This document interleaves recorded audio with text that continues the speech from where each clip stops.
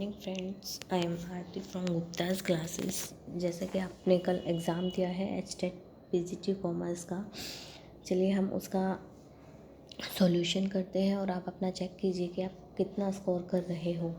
ठीक है, ये मेरी तरफ से जो है 99.99 क्वेश्चंस के जो आंसर्स होंगे वो सही होंगे।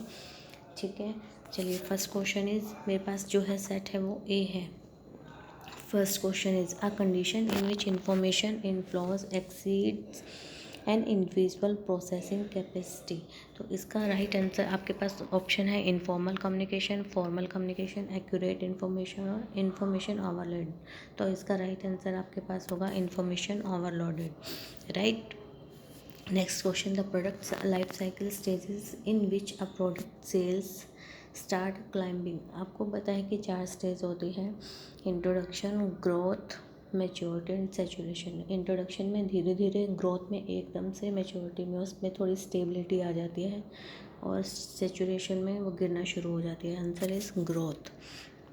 Next, which one of the following is not an off the job training method. इन्होंने नॉट ऑफ द जॉब पूछा, it means on the job कौन सा होगा।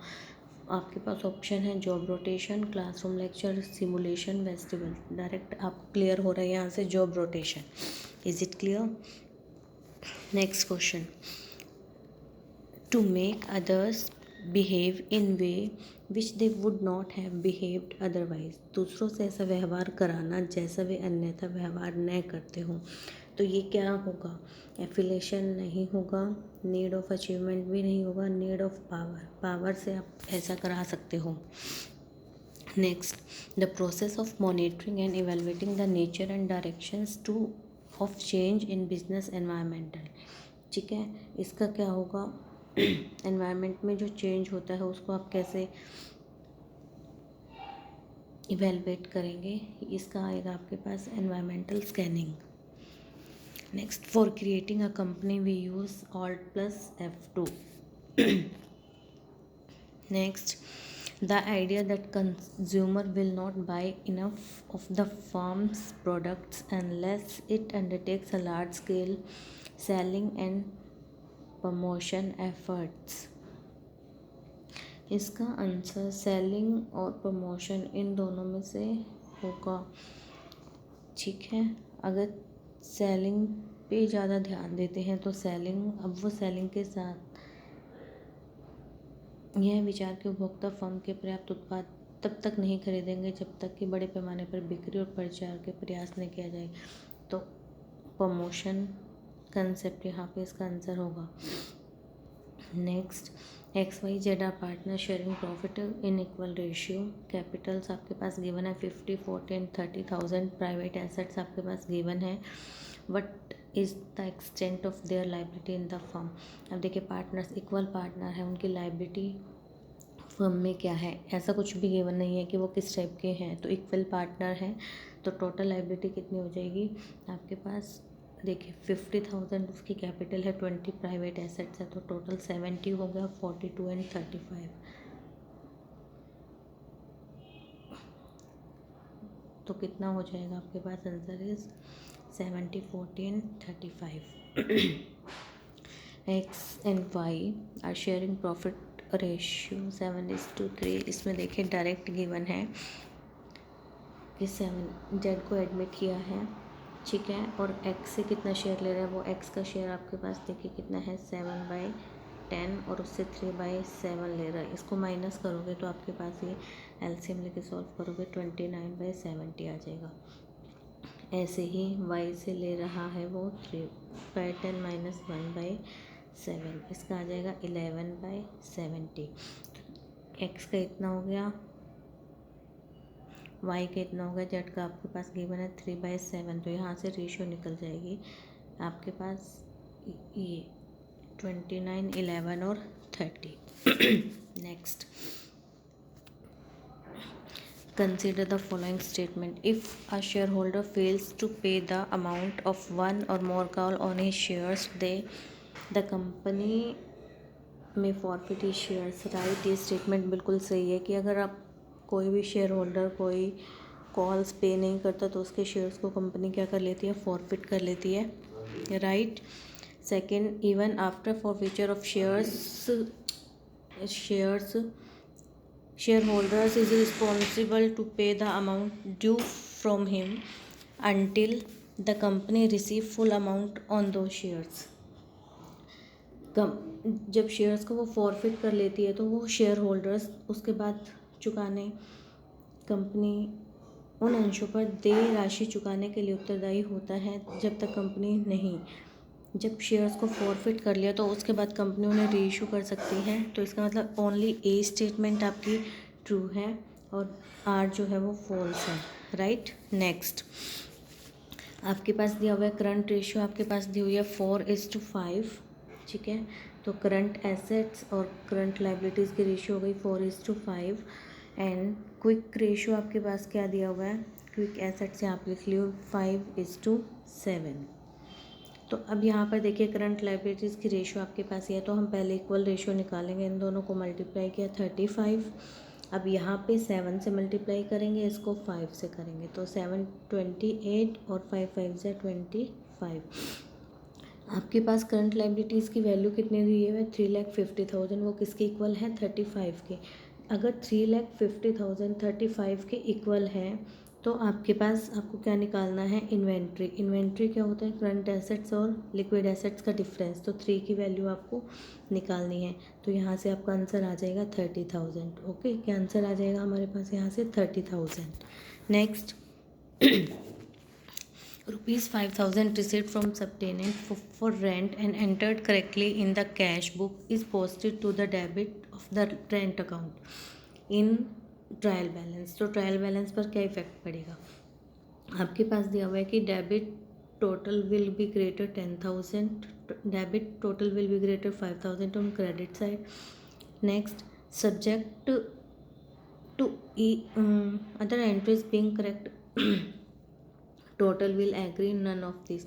देखिए डेबिट में हमने 5,000 की एंट्री कर दी जबकि नहीं होनी थी, तो टोटल कितना अमाउंट ग्रेटर हो जाएगा आपका यहाँ पर 10,000 से, right. Next, obsolescence of a depreciable assets में be caused by technological changes, yes. Improvement in production method, ये भी उससे होगा, ठीक है। लीगल और other restrictions, right. Next, change in market, तो आपके पास यहाँ पर जो है all options are correct. Next, money received against share warrants is shown as, ये आपका बैलेंस शीट में से, इसको हम कहाँ शो करते हैं, शेयर होल्डर फंड्स में शो करते हैं, right. Provision for discount on debtors, provision for discount on debtors जो है आपके पास, ये आपके पास appropriation of profit charge against profit,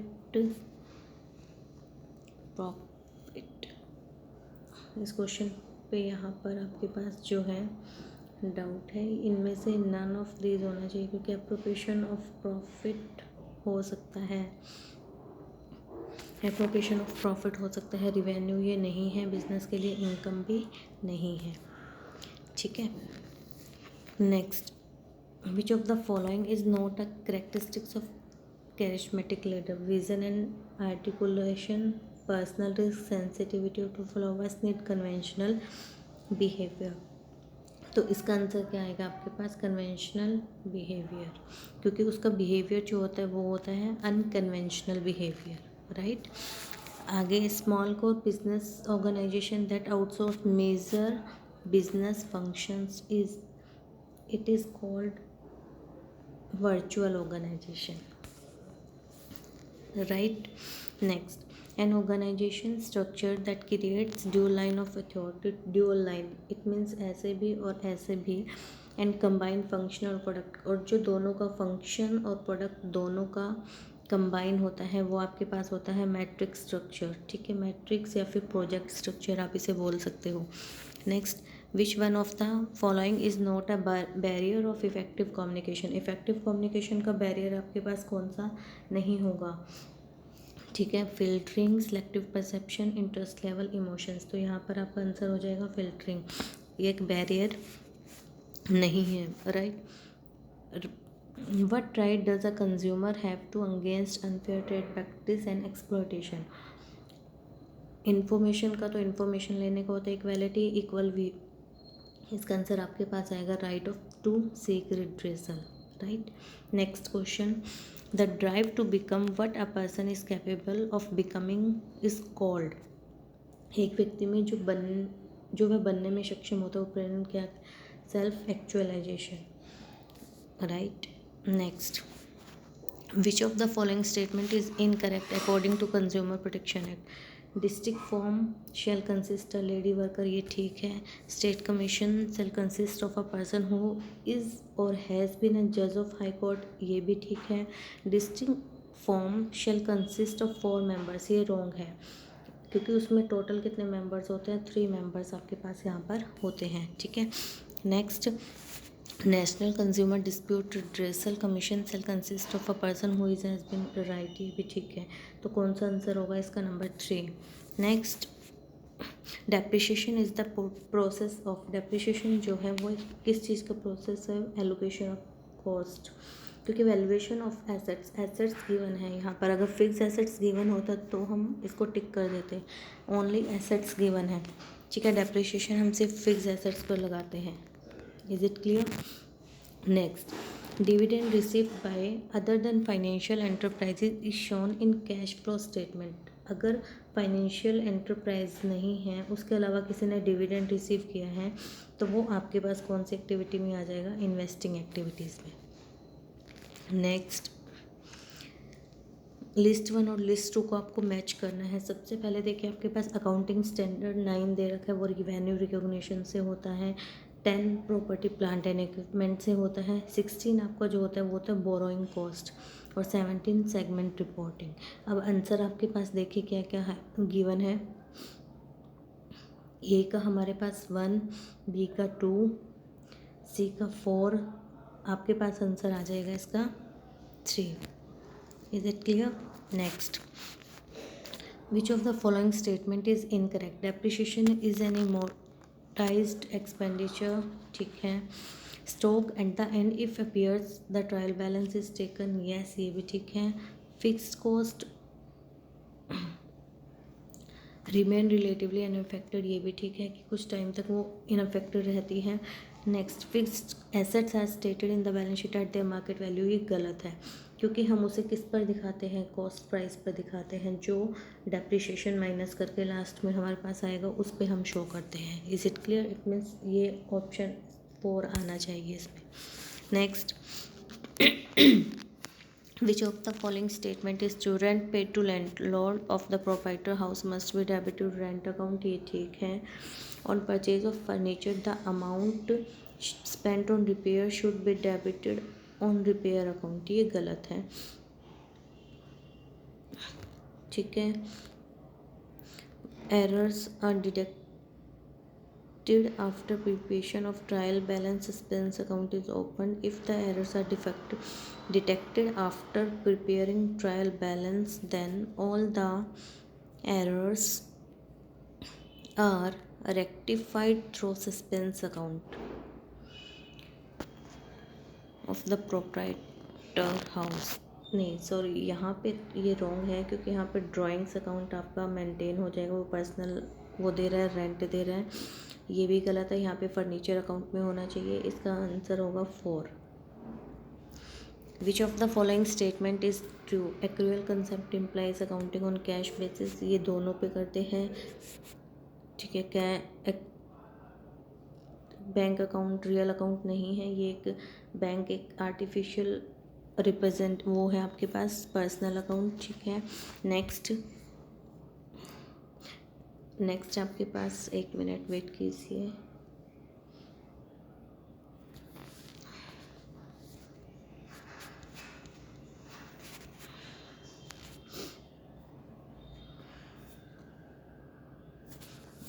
देखिए बैंक अकाउंट जो है आपके पास पर्सनल अकाउंट है।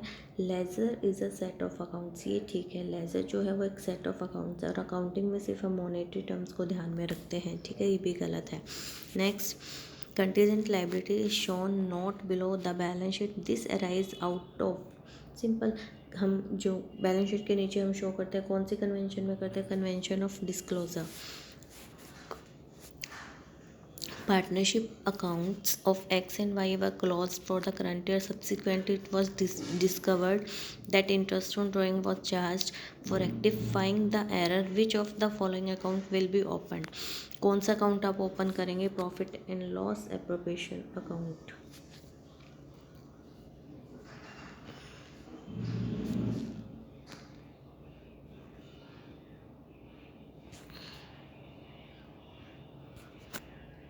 एडजस्टमेंट एंट्री करते हैं हम, उसके बाद तो एडजस्टमेंट अकाउंट आ जाएंगे यहाँ पर। लेजर हु गाइड और leader who guides or motivates their followers in the direction of established goal by clarifying role and task requirement। तो इसका आंसर आपके पास क्या आ जाएगा? यहाँ पर आपका आ जाएगा ट्रांजेक्शनल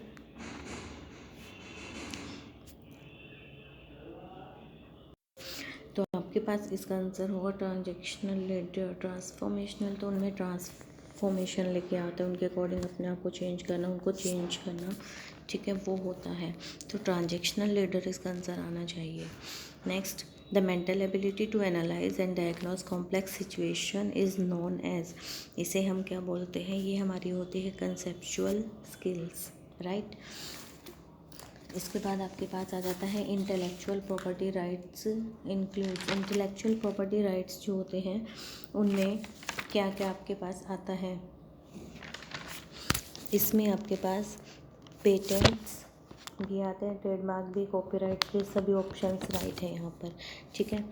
इसके बाद देखिए, who can check the price fluctuation in the market by holding back the goods when price fall and releasing the goods when price rise. वो कौन है जो प्राइस गिरने पे सामान को रोक लेता है और प्राइस फुल होने पे उसको जारी कर देता है? वो होता है आपके पास wholesaler, right. Next, in which year the Taylor wrote the book principle of scientific management in 1911। The idea that a subordinate should have only one supervisor to whom he और she is directly responsible. Simple, unity of command, ठीक है। Next, which one of the following is not limitation of computerized accounting system? Security problem limitation में आती है, system failure, high cost of flexible reporting, ये इसकी limitation में नहीं आएगा, ठीक है, flexible reporting. Next, when debentures are issued at collateral security interest is paid on। जब collateral security पे डिबेंचर्स इशू किए जाते हैं तो उस पर कोई भी इंटरेस्ट पे नहीं किया जाता, ठीक है। In absence of any agreement partners are liable to receive interest on loan 6% simple interest. GLP account of the partner, GLP account जो है वो रियल अकाउंट है, एसेट्स अकाउंट है, क्योंकि आप बैलेंस शीट में जीएलपी पॉलिसी को शो करते हो, right. Next, favourable balance as per passbook means credit balance of passbook, इसका आंसर होगा at the time of dissolution of a partner take over by liability takes over by partner is to be debited to. तो उसे कहाँ debit करोगे? उसे हम debit करते हैं रिलेटेड पार्टनर के कैपिटल अकाउंट पे। Next, which is the correct statement? As per table of interest on calls in arrear, ये गलत है, यहाँ पे 10% रेट आती है, ठीक है।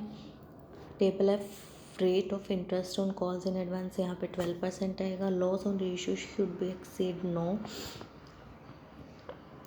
जो लॉस ऑन रीइश्यू है वो उतने ही अमाउंट तक जा सकता है जितना फॉरफीचर अमाउंट हमारा होता है, उससे एक्सीड नहीं कर सकती है, तो ये ठीक है। Sweet equity shares are those which are issued, जो स्वीट इक्विटी शेयर्स होते हैं वो अपने एम्प्लॉयज़ को और डायरेक्टर्स को डिस्काउंट पे इशू करती है, right. Security premium amount may be utilised by a company for writing off loss on sale of fixed assets, revenue nature, write on expenses, discount on issue of debentures. तो इसमें आपके पास यहाँ पर all options आ जाएगा, right. Next, the appropriate sequence of the formation of a company are in the order. सबसे पहले promotion, then incorporation, capital subscription and commencement. तो second option is right. Next, A selection drive device use to obtain in depth information about a candidate. जब हम depth में लेके जाते हैं, personal interview नहीं होता, वो कॉम्प्रिहेंसिव इंटरव्यू होगा। ठीक है, is it clear? Next, the socialization state where individuals confront the possible dichotomy between their organizational expectations and reality। ठीक है, तो वो आपके पास कौन सी स्टेज होती है? Encounter stage. Next, which one of the following is not a principle of Henry Fayol. Henry Fayol ने discipline भी दिया है, रेमोनेशन भी, सेंट्रलाइजेशन भी, तो इसका नहीं होगा डिसेंट्रलाइजेशन। ठीक है, software and management practices designed to serve the customer from order through delivery and after sale service। वो कौन सा सॉफ्टवेयर है जिसमें उसके ऑर्डर करने से लेके डिलीवरी और आफ्टर सेल सर्विसेज सब कुछ आता है। ई कॉमर्स तो एक बिज़नेस का टाइप है, जैसे आपके पास हो जाता है अमेजोन हो गया, जैसे ये सब जो आते हैं बिजनेस का टाइप है। बट इसका आंसर क्या होना चाहिए? ECRM। CRM का मतलब होता है कस्टमर रिलेशन मैनेजमेंट। ठीक है, next, with reference to the micro, medium and small and medium enterprises, consider the following statement। this sector is the largest employer। ये हम ठीक बोल सकते हैं क्योंकि सेकंड लार्जेस्ट इसी का ही होता है। इट जनरेट्स पर यूनिट, ये भी ठीक है। these industries These industries in India account for 45% of the industrial units in the country। उद्योग देश की जो है ये औद्योगिक इकाइयों का 45%। यहाँ पे कुछ गड़बड़ लग रही है, 45 की जगह में भी 70+ ये है। अगर ये भी ठीक हुआ तो इसका आंसर आपके पास होगा, तीनों करेक्ट हैं, अदरवाइज A and B। ठीक है, next, ogives can helpful in locating geographically. Ogives जो होता है वो किसको लोकेट करता है? लेस और मोर देन ऑगिव, मीडियन को, right. Next, the number of subordinates and managers can efficiently and effectively direct is called. तो मतलब कि नंबर ऑफ सबॉर्डिनेट्स को हम क्या बोलते हैं? जिनको हम इफेक्टिवली और एफिशिएंटली डायरेक्ट कर सकते हैं उसे बोलते हैं हम स्पैन ऑफ कंट्रोल। ठीक है, अब देखिए, एक्स लिमिटेड अब machinery worth ₹288 and in lieu issue debentures of ₹100 at a discount of 4%। अब देखिए 100 का डिबेंचर था, ठीक है, उस पर 4% डिस्काउंट यानी कि 96 का एक डिबेंचर उसने दिया है।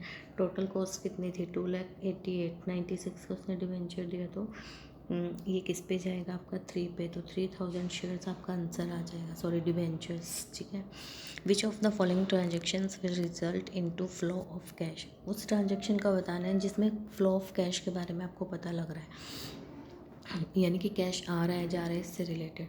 डिपॉजिट कराया नहीं, sale of furniture of the book value इतने का और लॉस पे बेचा है, तो ये आपके पास आंसर हो जाएगा, आगे पढ़ने की आपको ज़रूरत ही नहीं है।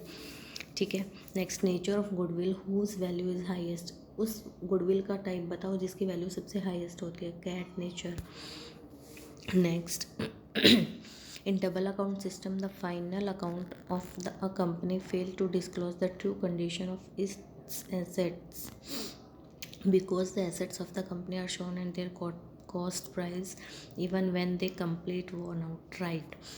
ए स्टेटमेंट सही है, ठीक है, ए और आर दोनों सही हैं और आर जो है उसको एक्सप्लेन भी कर रही है, तो आंसर ए आ जाएगा। ठीक है, when one party grants the right to use the assets to the other party in return periodic payment, यानी कि जब एक पार्टी दूसरी को उसे यूज़ करने का राइट दे देती है और उससे कुछ अमाउंट लेती है, तो इसे हम क्या बोलते हैं? Lease financing. On retirement or death of a partner assets and liabilities to be shown at old values. Old values यानी कि पहले पूरी पुरानी वैल्यू पर दिखाते हैं। विच अकाउंट इज ओपन, इसे हम बोलते हैं मेमोरेंडम रिवैल्यूएशन अकाउंट।